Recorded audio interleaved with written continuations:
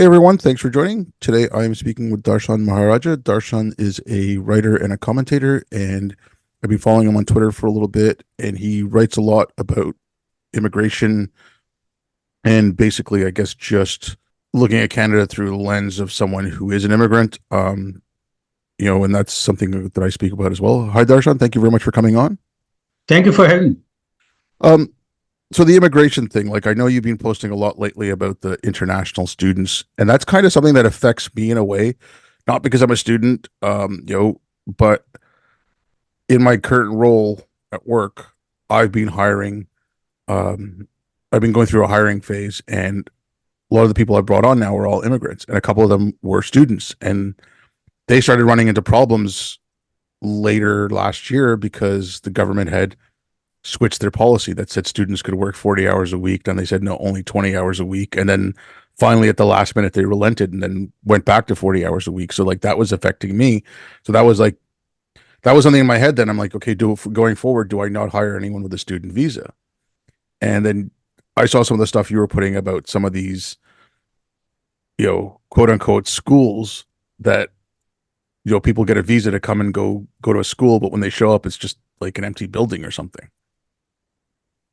Yeah, as I have been repeatedly saying, this whole international student policy has gone off the rails. It has so many problems that one would need much more time than 1 hour to discuss all of it. But the crux of it is that there appears to be a mad rush in the Canadian government, and we can talk about the forces that are creating that rush later.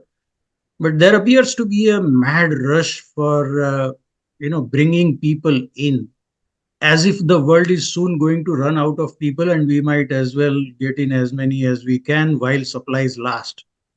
That is the kind of obsession that I am seeing, single-minded pursuit of numbers. So that has necessarily resulted in diluting the standards by which one becomes eligible for coming to Canada. If I think back to my childhood, for someone, I was living in India, I grew up there.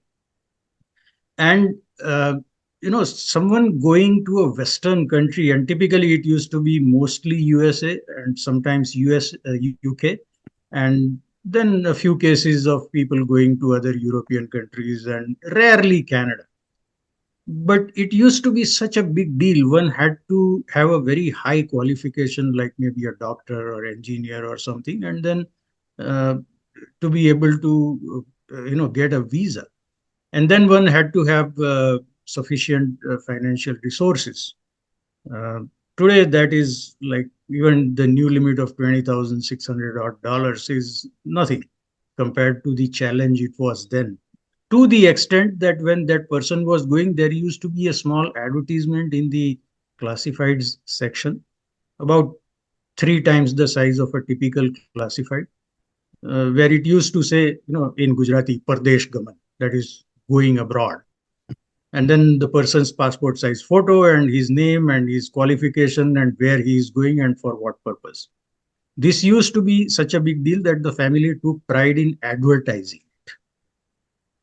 Now you are seeing a complete dilution of standards where kids who have barely finished their grade 12 are coming here. And then the recent announcement by the Ontario government that they can get a pathway to permanent residency after a 1 year certificate course.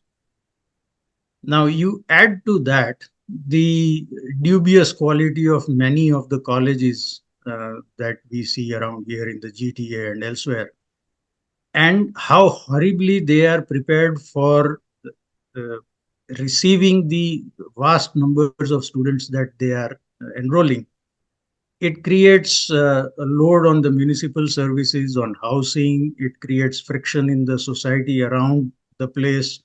So, there is this mad rush, there is dilution of standards, and the resultant problems that until now nobody was even acknowledging that they exist, these problems. And now that the existence cannot be denied or ignored, they are trying to put band-aid solutions. But just to give you an example, there was this report from Thunder Bay, where international students, all of them from India and almost all of them from Punjab, they were living in tents. So, how do you accept students from abroad without thinking about where they are going to live? This, to my mind, is a very serious abdication of fiduciary duty. Yeah, and I mean, I've been saying this for a while about how, okay, okay, I came here as an immigrant. You came here as an immigrant. I was 6 years old. My family moved here, and you know, very happy to have come here, and I was glad that we could immigrate. But I'm opposed to mass immigration. I'm opposed to people coming in illegally through Roxham Road and places like that. Same thing with my father. I remember my father when I was growing up, he owned a factory, and people would come in and say, "Oh, this guy's from India, this guy's from Pakistan. Why don't you give him a job? You're from India, your wife's from Karachi. You can give him a job." And my dad's like, "If he doesn't have paperwork, he's not working for me." My father would have none of it, and I'm the same way. I don't, but I talked about the abdication of responsibility, and I did it in the sense of uh, Islam and the refugees that were coming in from ISIS in like 2015. And then you read some of the reports. There were some in the Maritimes who hadn't seen a translator in, I can't remember if it was 6 months or a year. I'm like, okay, you're not helping these people. You're bringing them in. You're throwing them in a room. Yes, they're better off than being attacked by ISIS, but you're not providing them with anything to survive in Canada. You know, and so to me, like what you're talking about here, it just seems like the same thing. Like, I wouldn't want to come from the Punjab and go to Thunder Bay, because I mean Thunder Bay is like, I live in Montreal, and like that's cold enough. I wouldn't want to go to Thunder Bay and live in a tent. I mean, it's frigid up there. But so, like, do you see anything from the government where they try to address this, or is it like when you say band-aid fixes, like what do you see that they're trying to do? The narrative that has existed for a long time and has been, taken to a much higher level now because the issue is being discussed so openly, is the main impediment. And here is the irony. You and I know that the systems at every level, societal level, governmental level, federal, provincial, municipal, the institutions themselves, the entire system is horribly ill equipped to handle this influx, which means that people who come in are going to suffer greatly. But if you speak against that influx, you are called a racist. Yeah. Or someone like you and I, we will be called people with internalized racism. No, we are thinking of Yeah. the welfare of the people coming in. I don't want, 18, 19, 20-year-old kids coming here and sharing a mattress. Not just, it used to be, I'll give you a rundown of this. Back in 2018, here in Brampton, the rent for international students for shared basement was $260 a month. And there used to be like 8 or 10 of them in the basement. Then it went down to mattress space, still 10 or 15. Now there are more, more occupants per mattress. So, and then it has gone down to shared mattresses. So two guys are sleeping on one mattress and paying $400, $500 a month as rent. And then if the mattress is on the main floor, then there is a surcharge of $20 per month. So, this is, if you look at it strictly from the point of view of economics, this is the market adjusting to the conditions. Mhm. But you don't want people to live in these subhuman conditions. And one of the uh, root roots of this is uh, the mad way in which all the colleges are admitting students. Many of these colleges are just visa mills. So there needs to be, a complete relook at how this policy has morphed since it was introduced maybe 10 years ago. it has become something completely different from what was intended. The intention was, and I am personal witness to this, that by the early 2000s, highly qualified immigrants were coming here and finding it difficult to get absorbed in the workforce in their field of work, where they had qualified and had experience in, because the Canadian job market was not geared to recognize their credentials, their educational or experience. So this was supposed to be a solution to a problem, that why don't we bring younger people here, let them be educated here, let them acquire work experience here, and then all this problem that immigrants are facing disappears. But the immigration quota didn't go down. In fact, it has increased, more or less doubled. And on top of it, we have this runaway train of international student policy where last year we brought in like what, 900,000 students. Whereas when this policy was brought in, the immigration quota was around 300, 350,000. So now you have 500,000 immigrants coming in, you have almost a million international students coming in, then there are temporary foreign workers who are, I think, 100,000 or 200,000 thereabouts.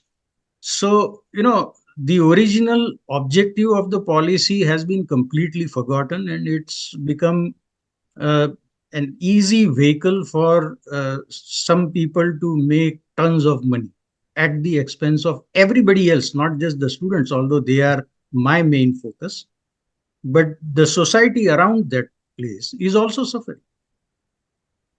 Yeah, I mean, okay, look, with the student thing, like, first of all, again, like, bring people in and make sure you have the services, but what does that do for, I mean, I know birth rates in Canada are falling, but what does that do for Canadian students?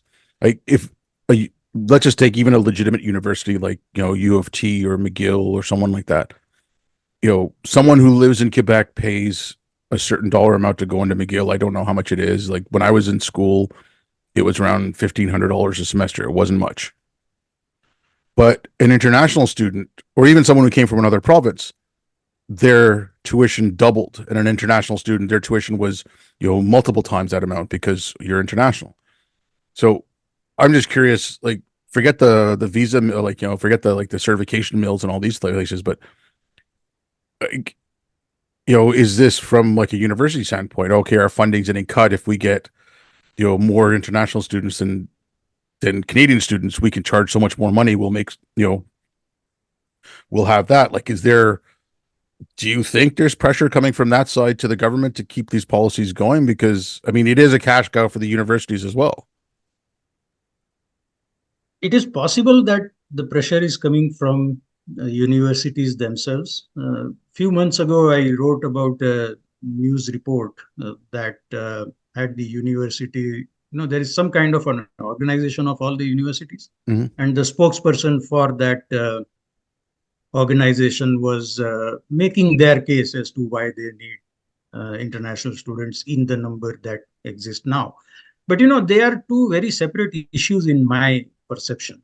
Because at U of T, and I have checked into this personally, the domestic student pays about 18K, 16K to 18K a year for a degree in computer engineering, for example, or Mhm. electrical engineering. Talk about STEM fields, Mhm. right? The international student pays north of 60 a year. So for their 4-year course, their tuition itself is $250,000. And then they have living expenses, but they have about 16 months of co-op. So I'm taking that income, and they tend to get decent income, around 55-60K per year. So maybe that income offsets their living costs for 5 years in Toronto. When they graduate, they get placements in big companies like IBM or Spotify, or big IT companies, Amazon, etc. At packages north of 100K.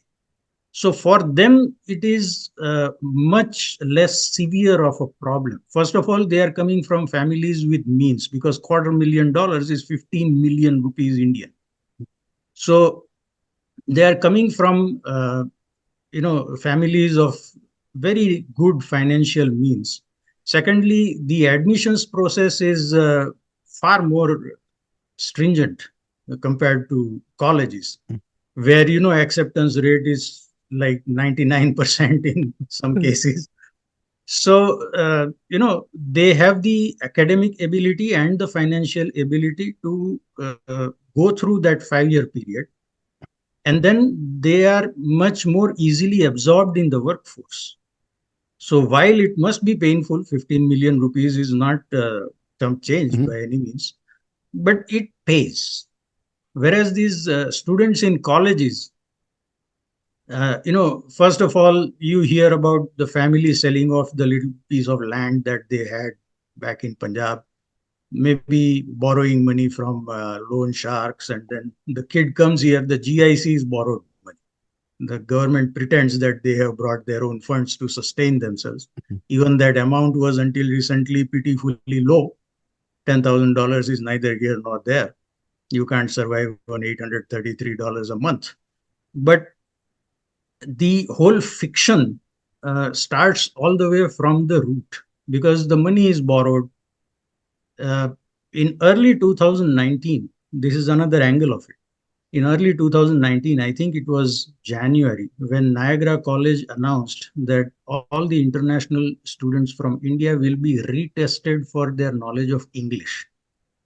Now, consider that they have a certificate from that IELTS, pronounced as Mhm. IELTS, saying that they are proficient in English. But the college found that they were unable to follow the instructions in the classroom, so they decided to test them again.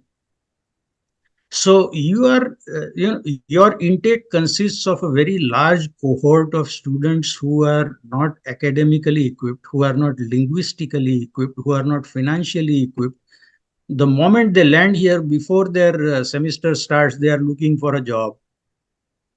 So in that case, you need to have a much better system to filter out people who can actually uh, study here. If a kid is working 40 hours a week, how much time do they have for studies? So you are setting them up for failure. And I was talking with another friend of mine about this recently, and he said we are just creating, and he's also from India, and he said we are just creating an underclass of a massive size that is going to be a societal problem 10, 20 years down. Okay, I mean, like the all this with the students, I'm gonna just try to switch it up just a little. Like, I don't disagree with anything you said, but I look at it from a slightly different side too. You're letting all these people in, you're bringing them in, you're not providing them with any help. If if the English language thing is a problem, they can't speak proper English. That's again an issue. You're living in Canada, except for Quebec, it's an English speaking place. You need to know the language. Just even for basic things like I need to go buy bread, like you need English. But and it's not just these students; it's everything. Like the way we talk, Trudeau or the Liberal government talks about immigration. If you argue against it, you're a racist, like you said. Like with the stuff coming out of Vancouver in the last few years, especially Terry Glavin when he was talking about all the money laundering that was going on, with the like through the Chinese government and some Chinese residents in Vancouver laundering all this money. If you brought that up again, you were anti-Asian, you're racist, you're a bigot, you're far right Nazi or whatever. There's been so much of it that Canadians themselves, so white Canadians maybe, are getting upset. And a lot of them are, and I think if it was just one thing, they'd be okay. But it's one, all these multiple things, one on top of another. Then you start getting overreactions from them, and all two that are very recent that I can talk about was one that night in Winnipeg when they had South Asian diversity night or whatever. I mean, we could argue whether we should have that night or not, but you had three young girls, I believe they were Sikh. They sang "Oh Canada" in Punjabi. It's from what it looked like to me, they were born here. I don't think those young girls were immigrants. Maybe their parents were, maybe their grandparents were, but those young girls were born here. So you have, you know, if they were born here, they're not immigrants, but you have like immigrant children or second, third generation kids who are going to a hockey game, wearing hockey jerseys, singing the national anthem. Yes, it's in a different language, but it's the words are the same, the meaning's all the same. I see no issue with that. Like these are immigrants who have assimilated. These are people who have completely assimilated. They become Canadian, and yes, they still respect their roots, which is fine, which you should.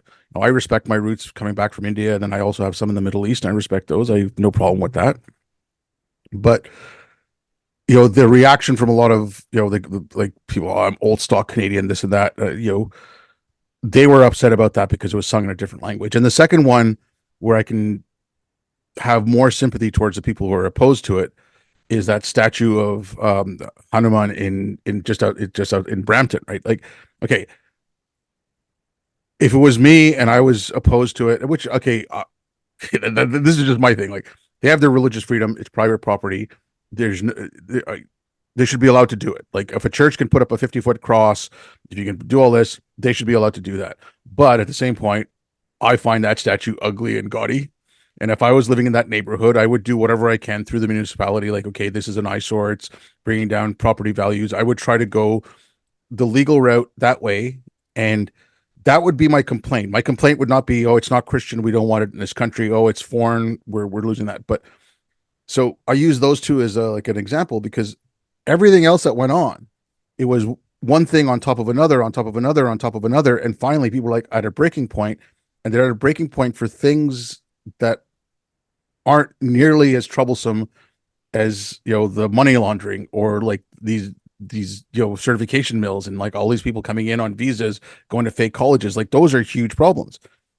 A 50-foot Hanuman statue, yeah, okay, like I said, I think it's ugly and gaudy, but it's not attacking your culture. Three young girls singing "Oh Canada" in Punjabi is not attacking your culture. It's a celebration of it. Like, the Hindu temple, they're people, all Canadian values. Well, freedom of religion is a Canadian value.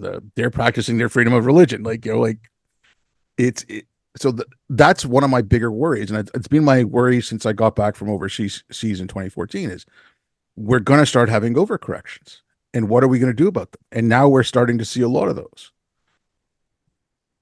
On a point of clarification, that national anthem in Winnipeg, I I'm told that only a couple of lines in between were in Punjabi. The Okay, rest of it was in English. okay, I just saw But the you're clip. right. No, you're right about the overreaction, because there is so much change being foisted on the society by the official policies, that there is this pent up resentment among a lot of people, and not necessarily white people, Mm, that you need to manage the pace of change. Now the overreaction comes from a point of view which I understand as being that they want the Canadian society to be in a frozen state where things don't change. They are going to change. mm, If, and I said this on Twitter, I said, if you were to bring a Canadian from 100 years ago in today's society, he would be absolutely infuriated by the way the white society functions. Things like, same sex marriage, the decline of church attendance, mm, and decline of religiosity, at least the overt part of it, the expressed part of it. All those things would absolutely leave them aghast. And they mm, would say that Canada has changed. And this is without um, the inputs from the people who have come from other countries other than Europe. mm, So, this is, and it is a very natural reaction. In fact, this was identified by Alvin Toffler more than 50 years ago, 55 years to be precise, in his book Future Shock. mm, He described it as a state of mind where the future has come too soon for someone. They are not mentally prepared to accept that change. So, future shock is also, in my understanding, a form of culture shock.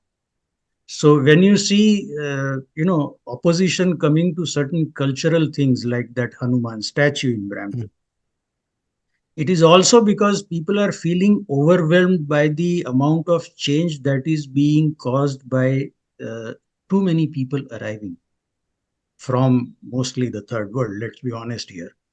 So they are bringing their customs and culture in. The Canadian policy of multiculturalism, in my view, is terribly misguided. So there is no requirement, let alone pressure, for the newcomer to adjust their way of living and their culture. So, on one side, you have a very vocal minority that is desirous of keeping Canada in a frozen state where the society doesn't change. And in that whole debate about the statue and the national anthem as well, I saw some people saying that, they are changing Canada. Canada is a Christian country, etc. That is a vocal minority. I mean, if you really go out and talk to people, they will be just like you, like, man, it's a private property. And the approval process would have been democratic, one assumes, which means the residents of the area got to have a say. And ultimately, a decision was made to allow it to go forward. On the other side, you have the other vocal minority that wants to introduce aspects of their culture regardless of how it affects others.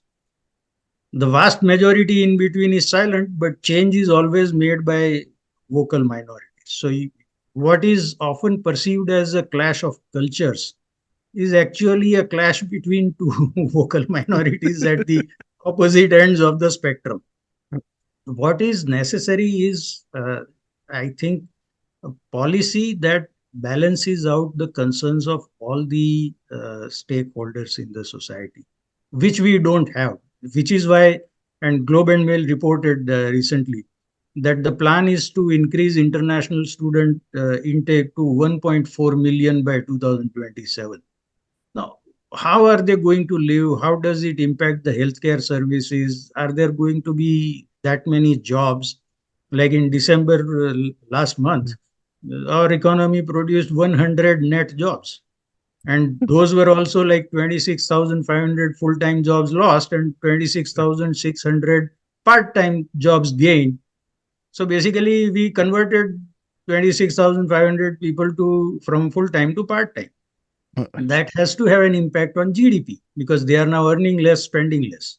So, the how a particular piece of policy impacts everything else, that is somehow not in focus in political circles. And I'm not specifically, aiming this at the Trudeau government because here in Ontario, Ford government is doing the same by, making it possible for a 1 year certificate holder to gain a permanent residency. It's all completely lopsided. It ignores every other impact of the policy and just pursues one end, that is get as many people in Canada as soon as possible because the world is soon going to run out of people. Like, that's not going to happen. Let's Yeah. be sensible. But I mean, one thing you mentioned there, it's the multiculturalism thing, and I've said this before. Like, I prefer the melting pot idea of the U.S. than multiculturalism here in Canada. And an example I give is, okay, so like I said, I was 6 when we moved here, so foggy memory. So I'm sure I'm getting some of this wrong. But my parents, when we first got here, there was government courses. I don't know if it was the Quebec government or I don't know if it was the federal government, but you had courses at night for a couple of weeks where you went in and you learned about, okay, we have freedom of religion. You can practice your religion, but you can't force it on others. And it wasn't like going through the penal code and stuff like that, but it was just general. These are our values. These are what we uphold. And to make sure that the new immigrants understood what the society you were living in, and you could try to then adapt your cultures to the society you're coming in. They got rid of that. And then when they got this, in the early 80s, when they shifted towards multiculturalism, that's when you really started having these divisions more and more. I mean, okay, Toronto's ghettoized, Montreal's ghettoized, and I'm not even talking about like South Asians or East Asians or anything like that. Like if you go to Montreal, you have the Portuguese section, you have Little Italy, you have like a Greek section, you have all like that was already little ghettoized, but people still got along because they were all looking for a shared ideal of what is Canada. But then you got rid of that in the 80s. So people coming in as immigrants, yeah, I want them to come in and bring their food and bring their music and bring their culture, and I'll pick and choose what I like and I'll adopt it or I won't. But there should be they should be told that there's a sense of this is what it is to be Canadian, and we lost that. I mean, especially okay, yeah, I agree with you that it's not just the Trudeau government. A lot of this stuff has been building for years, but I pick on Trudeau because he came in, he just ran with the ball, and he just pumped up speed and started throwing coal in the engine, letting it go faster and faster and faster. Like so, like he really accelerated all this stuff. Um, but yeah, like something should be done. Like you can't just something's gonna snap. You're gonna have either some horrible violence or you're gonna have it go back the other way where they start kicking people out, um, which some I think they should. Like, I don't even want to get into the Israeli Palestine thing, but some of these people calling for the death of Jews and the destruction of Israel, I think if they're not citizens, get them the hell out of this country. But that's a whole other topic. But you know, Yeah. but yeah, like it's so I find that like I find that we kind of hamstrung ourselves. We wanted to bring in more people, but we cut back to services. And I mean, I've spoken with a couple of people about this, and I said, look, it takes about 18 months to get your visa to come into Canada. In that 18 months time, we have the technology, we have everything available. Why don't you just have online courses where you make these people, while they're waiting for their visa, they start learning about the system they're coming into, and they don't even do that. So it's like, it's another thing where they're ill preparing newcomers to come into this country. See, I have written and spoken about this multiculturalism from one particular angle, which is that my definition of multiculturalism is when someone is able to, the same individual is able to occupy more than one cultural space. Mhm. But we don't practice that. When we have multiple cultures existing side by side without interacting with each other, we call it multiculturalism. That, in my opinion, is wrong. Just to give you a very simple example, the easiest way to participate in another culture is by eating. Mhm. So if non-Indian goes to an Indian restaurant, eats palak paneer and garlic naan, they think that they are being multicultural, whereas they are only consuming that culture. It's much more difficult to uh, make palak paneer and garlic naan, and if they master that, then they are multicultural in my definition.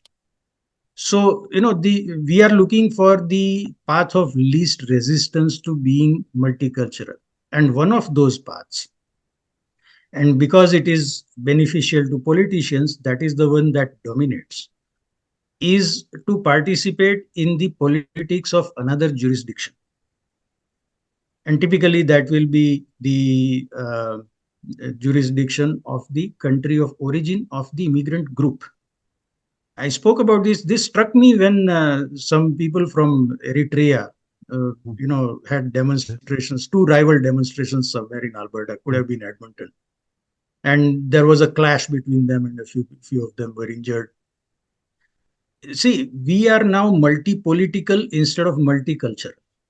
So everybody, within immigrant communities, not everybody, but a lot, many of them are constantly talking about politics from the country of origin. And in the case of Palestine, it may not even be the country of their origin. That's not where they came from. They just have a religious identification with the people of Palestine or Israel for that matter.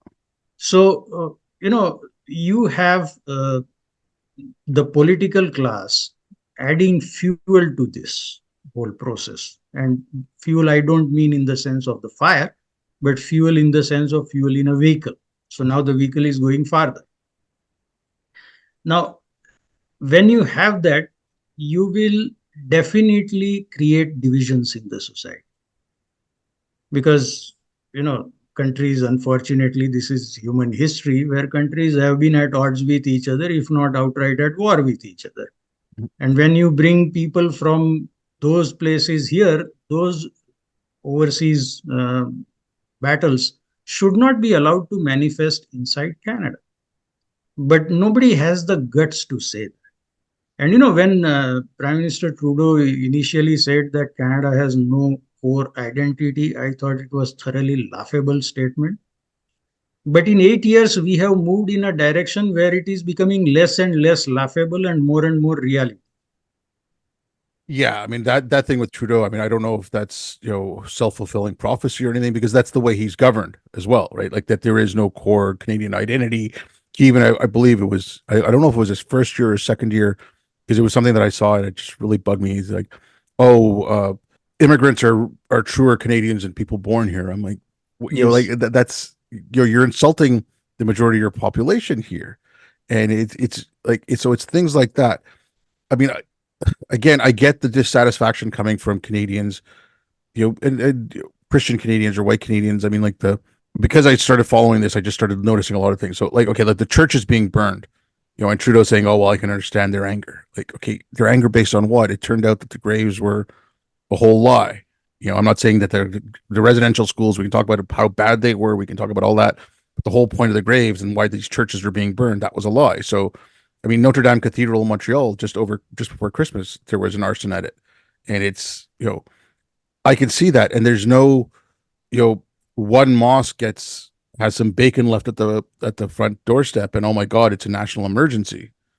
But 80 some odd churches vandalized and burned, and some completely destroyed, and some of these belong to immigrant communities. Like there's a Korean And church First out. Nations. Yeah, And First Nations. yeah, and so it's so that's kind of ridiculous, and it's this whole idea of there is no Canadian identity. Yes, there is. There was, and it's not, you know, be it hockey and beer, if that's what you want to make Canadian identity. Like, like fine, great. Like it was, I used to joke again in the 80s, like when growing up, like it was a Molson commercial that got so much attention, and and like people still play it on YouTube or whatever. I don't know if you're around or if you've ever seen it, but they played it during the hockey games.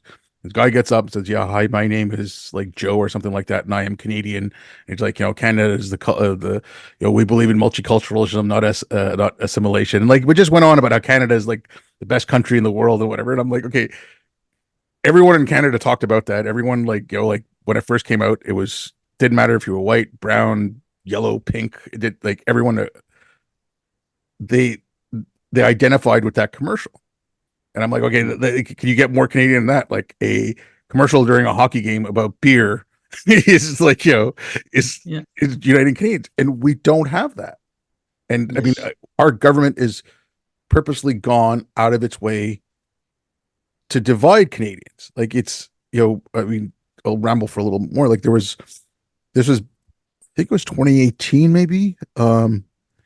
Trudeau was doing one of his little tours around the country, going and speaking to people, and a lot of. So I believe at that point you had something like 30,000 or 40,000 people come into Quebec legally that summer. So this elderly woman, she looked to be in her 70s, asked Trudeau in French, like, "Who is going to pay for all this?" Which I remember that. yeah, it's a legitimate question, and his response was, "Racism has no place in Canada." Now, she didn't say get these people out. She asked who is paying for this, which is, I'm sorry, it's a legitimate question. And as the leader of the country, to one of your constituents on national television, telling her that racism has no place in this country. I mean, you're calling this little old lady racist when she's in a small community that's being affected, you know, and like for in her mind, Canada's changing completely, and from what she grew up with and what she remembered. And instead of having any kind of compassion or any kind of, okay, I understand where you're coming from, but this is what's going to happen, he just accuses her of being racist. No, see, looping back to our international student discussion, Uh, it's the same thing. If you say that all these people are coming in, where are they going to live? Then you are called a racist. Or at the start of COVID, in fact, this is highly interesting because when COVID began, wearing a mask was supposed to be racist. That's what a lot yeah, of politicians were saying. And then they became mandatory. yeah, So that's what I find interesting. Like they made racism mandatory. So, this is all kind of stock answers that don't even apply to the situation or to the question, but that's all they are equipped with. If you got baseball gear and you show up at a soccer game, what you can produce is baseball gear. mhm. You don't have the gear for soccer. So that's it goes all the way down to the grassroots of the political process, where the kind of people that are able to make it through to the nomination, the way the whole process works, and I have written about this also, that it's a foregone conclusion that people who sit in parliament, the vast majority of them will be mentally ill equipped to tackle the issues that are within their jurisdiction to tackle. They will have absolutely no mental resources. They will have no one around them because they are all surrounded by yes men, yes women, Mhm. psychophants. So there is nobody to tell them, hey, you know what, you are making a fool of yourself, this is the right answer. Like, it should have come immediately saying, okay, this is a valid question, you are a taxpayer, Mhm. and all these people coming in are creating a demand on taxpayer funds, and therefore we have to think about it. But that kind of honest answer is not possible in political circles. So all he had to say was that you are racist.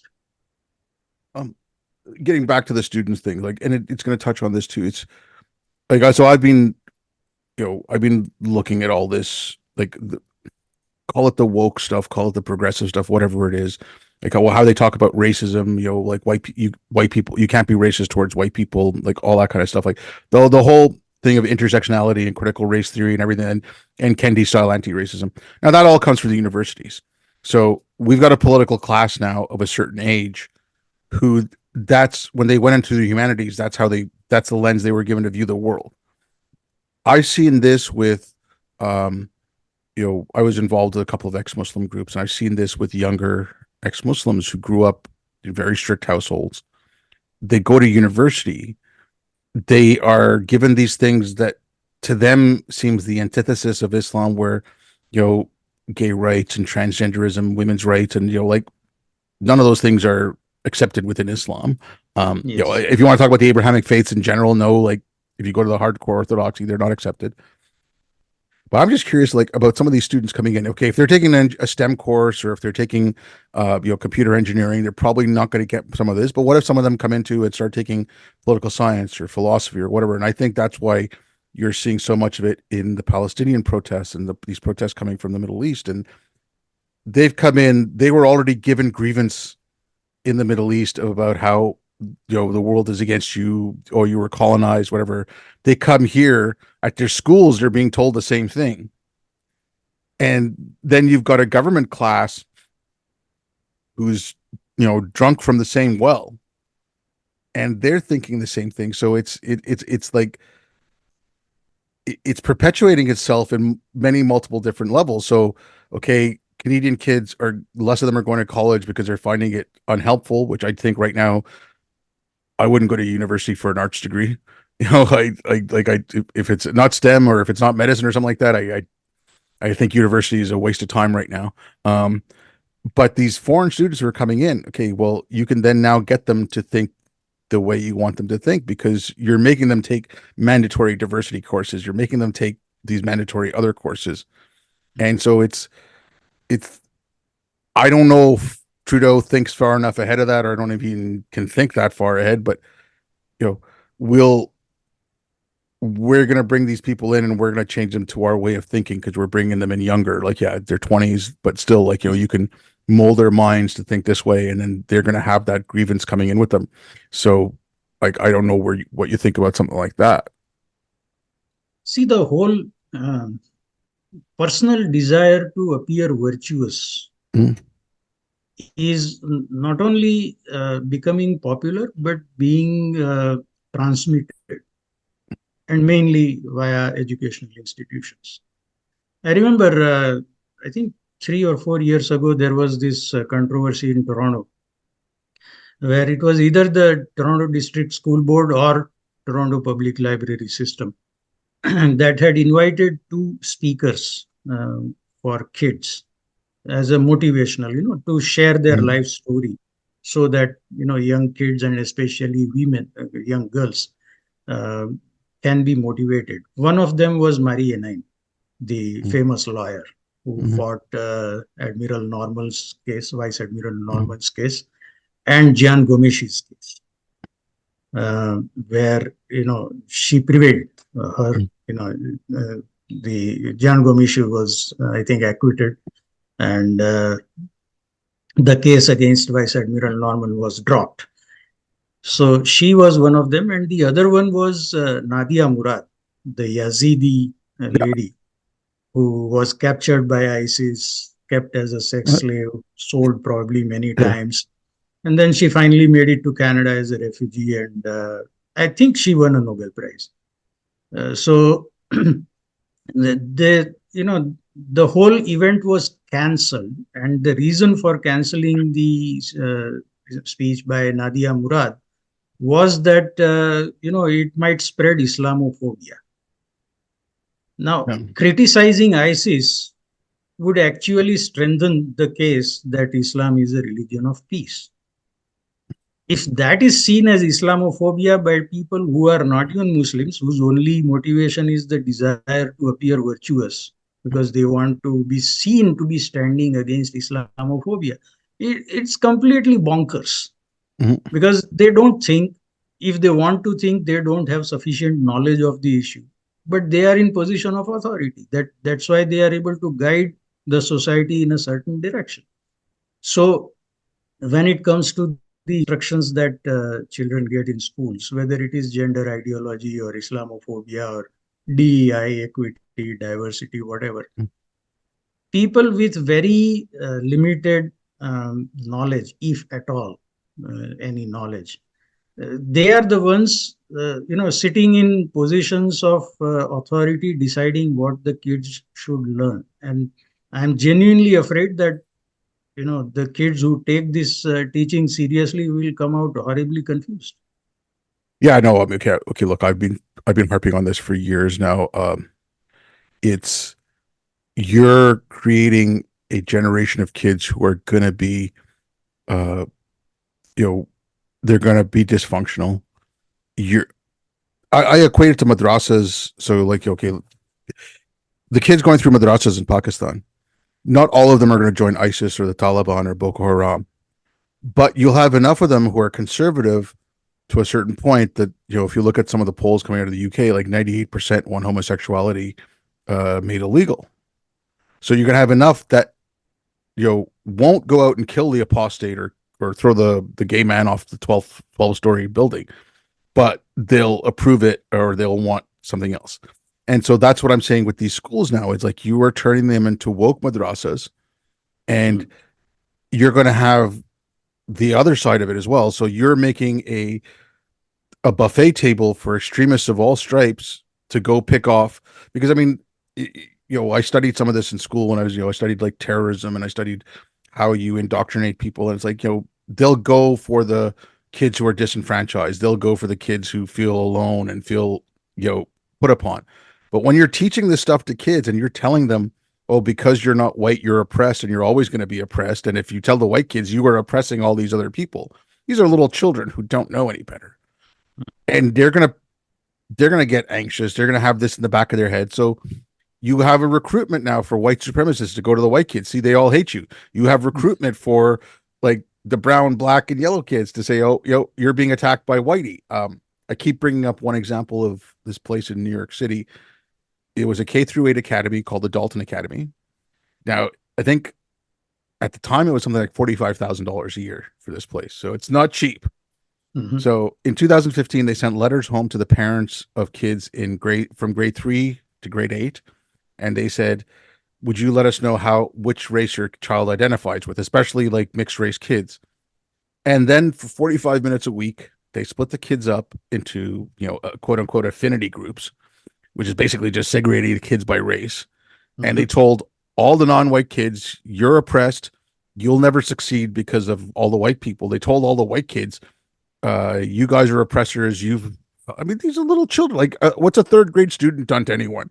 Like, like, or for that matter, what's an eighth grade student done?" Um, Yeah. what these kids started doing then was going online saying, "What's good about my race? What's bad about this race?"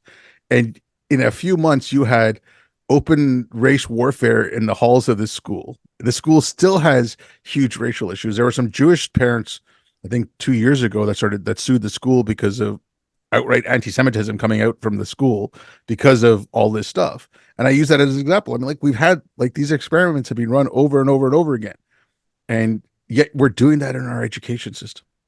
It's crazy. Yeah, I think it was in 2016 or 2017 when the University of Toronto has a separate convocation for black students. Yeah, yeah, yeah. It's crazy. And they have had it every year since, but not in STEM. Yeah, Engineering faculty has a common convocation for all students. So I think it must be in humanities where they. So you are bringing back segregation. yep. Previously, it was based on something else, saying, "Hey, you are too lowly for us to Mhm. associate with you." And now it is that you are so special that you deserve a safe space, as if people who are not white are shrinking violets. Yeah. You know, No, there's too much of it. Like, I mean, I don't want to keep. I realize the time, and I don't want to keep you too much longer. But there's elementary schools who had, oh, this is a BIPOC play night, so they had different play nights, and one was for non-whites, one was for whites. I'm like, and then you had some idiots in British Columbia who put up a sign saying whites only club, hmm, and everyone was freaking out about that. Oh my God, white supremacists! But it's been going on by school boards this whole time. exactly. You know, Yeah, it's ridiculous. Like I said, I don't want to keep you too much longer, but if you want to, any last thoughts on like the student immigration thing and like that, and if you want to let people know where they can get a hold of you, and I'll put all the links in the description, please go ahead. yeah, sure. On the international student thing, I have said it before, and I'll say it again that the need of the hour is to shut the program down completely. Look at all the ways in which it has resulted in problems, either via malfeasance or whatever, and then build a new program that actually benefits Canada and the newcomers, the international students themselves, because right now they are losing big time and they are going to keep losing all their lives. So that's what I have to say on the international student thing. And my website is darshanmaharaja.ca. My Twitter handle is at Theophanesrex. That's Theophanesrex. I have a podcast, Our Canadian Journey. It's on Podbean app, but you can also find it at Google Podcasts and Spotify. Hey, well, great. Well, thank you very much for coming on, Darshan. It was very good talking to you. I mean, like I said, I enjoy your Twitter, um, and yeah, it was very good talking to you. I mean, I agree with you on a lot of these things. If we're not going to help the people we're bringing in, then there's no point. Exactly. And thank you for having me. Mhm. And thank you everyone for listening. And I'll be back.